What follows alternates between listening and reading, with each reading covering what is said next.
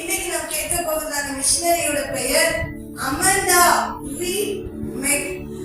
Amanda read அப்படின்னு சொல்லப்படுகிறதான ஒரு அமெரிக்க தேசத்துல பிறந்ததான ஒரு மிஷனரியை குறிச்சு இன்னைக்கு நம்ம பார்க்க போகிறோம். சின்ன பொண்ணு பிறந்ததுல இருந்தே ஆண்டவருக்கு கீழ்ப்படிந்து ஆண்டுடைய பிள்ளையா சத்தியத்தை தெரிந்து கொண்டு ஆண்டவருடைய உண்மையான அனுபவத்துக்கு நேராக, அதுவும் மிஷனரி அனுபவத்தை கற்றுக்கொண்டதான சின்ன பொண்ணுல இருந்து இயேசுவுக்கு தன்னை அர்ப்பணித்ததான அமண்டா என்று சொல்லப்படுகிறதான ஒரு சகோதரியை குறிச்சு இன்னைக்கு நம்ம பார்க்க போகிறோம்.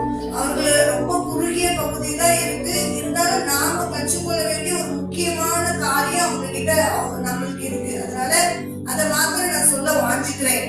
அவங்க 1833ஆம் ஆண்டு 12ஆம் தேதி ஆகஸ்ட் மாதம் அமெரிக்க தேசத்துல ஒரு ஆவிக்குரிய குடும்பத்துல பிறந்தார். பிறந்ததுல இருந்தே ஆண்டுடைய சத்தியத்தை அறிந்து கொண்டு ஊழியத்தின் மேல பாரமுடையவரா வளர்க்கப்பட்டார். அதனால கட்டாயம் என் பிள்ளை கர்த்தருக்கு ஊழியம் செய்யும் அப்படிங்கிற எதிர்பார்ப்பிலேயே நல்ல ஒரு மெடிக்கல் கல்லூரியில அவங்களை படிக்க வைத்து நல்ல பட்டதாரி என்ற பட்டத்தோடு திரும்பி வரும்போது அவங்க ஆண்டவர்கிட்ட சொன்னாங்க, நான் பட்டம் பெற்று கொண்டுட்டேன், இனிமே வேலைக்கோ இனி என்னோட உலக பிரகாரமான காரியத்துக்கோ என் கவனத்தை செலுத்திட்டேன்னா ஊழியத்துக்கு நேரா கவனத்தை திருப்ப முடியாம போயிடக்கூடாது. அதனால போதும், நான் படிக்கிறது இனி உலக பிரகாரமான காரியத்துல என்னுடைய கவனத்தை இல்லாம நான் ஆண்டவருக்காக ஊழியம் செய்ய போகிறேன் அப்படின்னு சொல்லி அவங்க முதல் அவருடைய சொந்த பகுதியில ஒரு பழங்குடியின மக்கள் இருந்தாங்க.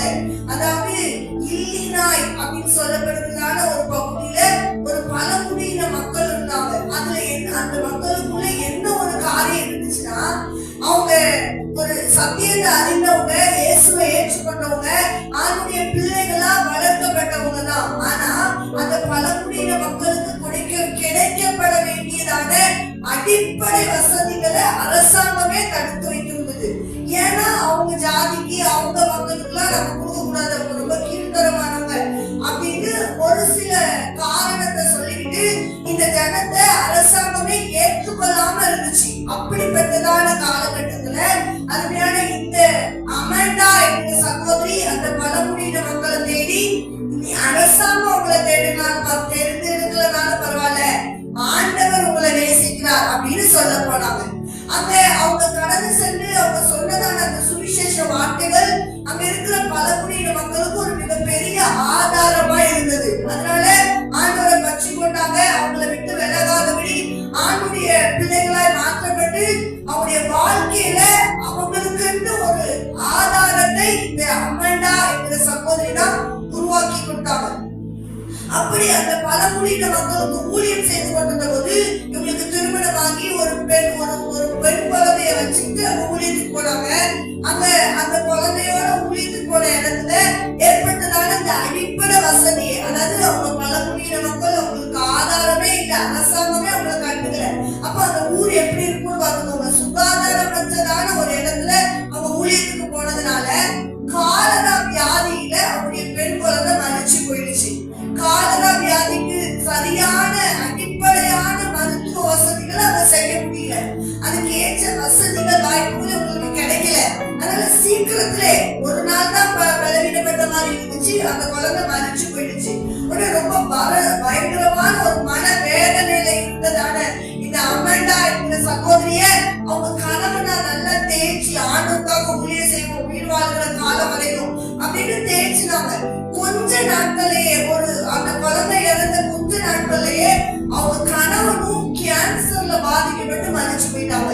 இப்போ இப்படி தொடர்ந்து சில மரணங்களை பார்த்த உடனே அந்த அமண்டா என்கிற சகோதரிய அந்த பழங்குடியின மக்களே ஒரு ஏளனமா பார்க்க ஆரம்பிச்சாங்க. நீங்க ஆண்டவரை தேடுறவங்க, ஆண்டவரை சொல்ல வந்தவங்க, உங்களுக்கே இப்படி ஒரு நிலைமையா அப்படின்னு சொல்லி எல்லாரும் ஏளனமா பார்க்க ஆரம்பிச்சாங்க. ஆனா அந்த நேரத்துல அந்த அமண்டா என்கிற சகோதரி சொன்னதான சில வார்த்தைகள், சில முயற்சிகள், அவங்களுடைய செயல்பாடுகள் இந்த ஜனத்தையே திரும்பி பார்க்க வச்சுட்டு என்ன செஞ்சாங்க அப்படின்னா, இந்த உலகத்துல எல்லா மனுஷரும் ஒரு நாள் இல்லாம தான் போக போறாங்க, நானும் ஒரு நாள் இல்லாம போக போறேன்.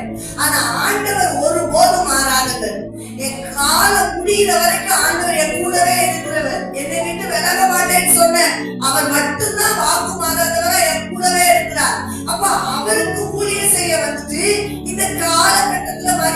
இருக்கிற என் பிள்ளைகளையோ என் குடும்பத்தையோ என் கணவனையோ காரணமா வச்சுட்டு என் ஊழியத்தை தடுத்து நிறுத்த மாட்டேன் அப்படின்னு அவங்க எதெல்லாம் அந்த பழங்குடியின மக்களுக்கு ஆதாரமா அவங்க செய்து கொண்டு வந்துட்டு இருந்தாங்களோ எல்லா ஊழியத்தையும் இவ்வளவு பெரிய மன சோர்வுலையும் கர்த்தருடைய கிருபையினால செய்ய ஆரம்பிச்சாங்க. இத பார்க்க ஆரம்பிச்சு இந்த ஜனங்கள் என்ன இந்த பொண்ணு இனிமே இந்த பொண்ணு ஊழியத்துல இருக்க மாட்டா போயிடுவா அப்படின்னு நினைச்சோம். ஆனா இப்படி தைரியமா நம்ம எல்லாருக்கும் முன்னாடி உடனே வந்து ஊழியம் செய்ய வராங்களே அப்படின்னு ஆர்வத்தை பார்த்து அந்த ஜனத்தின் மேல அந்த அம்மாண்டா இந்த சகோதரி மேல ஒரு இணைபிரியாத பாசமுடையவர்களா மாறிட்டாங்க. இப்போ பெரிய சதி பெரிய பிரச்சனையவே இவங்க கடந்து வந்துட்டாங்க. இனி ஆண்டவருக்காக ஊழிய சேவைன்னு உறுதி கொண்டுட்டாங்க. அதனால எந்த சோதனை வந்தாலும் நான் ஆண்டவருக்காக நிற்பேன் அப்படிங்கிற தைரியத்துல இருந்த அந்த சகோதரிக்கு ஒரு மிஷனரி ஒருவர் அவங்களுக்கு ஒரு நல்ல உறுதுணையா ரெவரண்ட் ஷெல்டன் ஜாக்சன் அப்படின்னு சொல்லப்படுகிறதான ஒரு சகோதரர் அவருக்கு ரொம்ப உறுதுணையா நீ நல்ல உறுதியா ஊழிய செய்யற உன்னோட மன தைரியத்தை நான் பாராட்டுறேன். ஆனா இங்க இருக்கிற ஜனத்தை போலவே இன்னும் அமெரிக்கால அலாஸ்கா என்று சொல்லப்படுகிற ஒரு தீவுல இருக்கிற மக்கள் இன்னுமே ஆண்டவரை அறிந்து கொள்வதற்கும் அந்த ஜனத்திற்கு முக்கியமான காரியங்களை சொல்லுகிறதுக்கும் அங்க ரொம்ப ஆட்கள் தேவைப்படுது. அதனால அந்த ஜனத்தை தேடி நீ போகணும் அப்படின்னு இந்த ஷெல்டன் ஜாக்சன் என்று சொல்லப்படுகிறதான இந்த ஊழியக்காரர் அவர்களை உற்சாகப்படுத்தினார். அப்போ அலாஸ்காங்கிற பகுதி எப்படிப்பட்டதுன்றதே அவங்களுக்கு தெரியாது. எப்படி போகணும் என்ன ஊழியம் செய்யணும் எதுவுமே அவங்க அறிந்திருக்கல. அதனால அந்த மக்களை குறிச்சு இவங்க சில காரியங்களை தியானிக்க ஆரம்பிச்சாங்க, கேட்க ஆரம்பிச்சாங்க. அந்த கேட்ட போது முக்கியமா அவங்க தெரிஞ்சுக்கிட்ட ஒரு பகுதி என்னன்னா அந்த ஜனங்கள் பில்லி சூனியம் வைக்கிறதுல கை தேர்ந்தவங்களும். அலாஸ்கா தீவுல வசிக்கிற ஜனங்கள் அந்த குடும்பத்தினர் அந்த மக்கள் அங்க இருக்கிற கொஞ்சம் மக்கள் பில்லி சூனியம் வைக்கிறதுல கை தேர்ந்தவங்க. அதனால அந்த ஊருக்கு வெளி ஊர்ல இருந்து யாருமே போக மாட்டாங்க. ஏன்னா போனா அவங்க உயிருக்கு அவங்களுக்கே பாதிப்பு இல்லை, பாதுகாப்பு இல்லை. அப்படிப்பட்டதான அந்த ஊரை தேடிதான் இந்த சகோதரர் சொல்றார். உடனே இவங்க கேட்டுட்டு முதல்ல சோர்வடைந்தாங்க. எப்படி நான் போறது, இப்படிப்பட்ட பயங்கரமான செய்திகளை கேள்விப்படுறேன், அந்த ஊருக்கு நான் எப்படி போறது அப்படின்னு தான் நினைச்சாங்க. ஆனா ஆண்டவர் அவங்க மேல வச்சிருந்த அழைப்பை விட்டு இல்ல, ஆண்டவர் மேல இவங்க வச்சிருந்த மன தைரியத்தை இவங்க விட்டுல. உடனே நான் சோமனே ஆண்டவர் என்ன அழைத்து அங்கதான் போக சொன்னா நான் போகிறேன், எனக்கு ஏற்ற வசதிகளை உருவாக்கி கொடுங்க அப்படின்னு சொல்லி அவங்க அந்த ரெவரண்ட் ஷெல்டன் என்கிற சகோதரன் இந்த உதவிகளை பெற்றுக்கொண்டு அந்த அலாஸ்காவுக்கு போனாங்க. அங்க அவங்க என்ன செஞ்சாங்கன்னு அடுத்த வாரம் நம்ம பார்ப்போம். இன்னைக்கு நம்ம பார்க்கிற இந்த சகோதரி நமக்கு ஒரு முக்கியமான பாடத்தை கற்றுக் கொடுத்திருக்கிறாங்க. உலகத்துல எதுவுமே நிரந்தரம் இல்லை அப்படிங்கிற ஒரு முக்கியமான சத்தியத்தை கற்றுக் கொடுத்திருக்கிறாங்க. யாரெல்லாம் இதை ஒத்துக்கிறீங்க? இந்த உலகத்துல நிறைய பணம் வச்சிருக்கிற கோடீஸ்வரர் நாளைக்கு யாரா கூட மாறலாம், ஒண்ணும் இல்லாதவனா மாறலாம். ஏன்னா பணத்தையோ பொருளையோ பரலோகத்துக்கு நம்ம கொண்டு போகவே முடியாது. நம்ம போட்டதுல ட்ரெஸ் கூட என்ன பண்ணிடுவாங்க, ரொம்ப பலவர்ண அங்கேயே போட்டிருந்த யோசிப்பே என்ன பண்ணிட்டாங்க, துணியில துணி போடும்போது எல்லாத்தையும் கலக்கிட்டு தான் போட்டாங்க. எல்லாம் இல்லாதவராதான் கொண்டு போய் போட்டாங்க. அப்ப இதுல இருந்து நமக்கு என்ன கற்றுக்கொள்கிறோம்? உலகத்துல எதுவுமே நிரந்தரம் இல்லை. ஆனா ஆண்டவரை பற்றி கொண்டிருக்கிற அந்த விசுவாசத்தை உலகத்துல என்னது இல்லாம போனாலும் நாம பற்றி கொண்டிருந்தோம். ஆனா அந்த விசுவாசம் நம்மை பரலோகத்துக்கு நேராக கடை செய்யும். இந்த வார்த்தையை அருமையான அமேண்டா என்கிற சகோதரி நமக்கு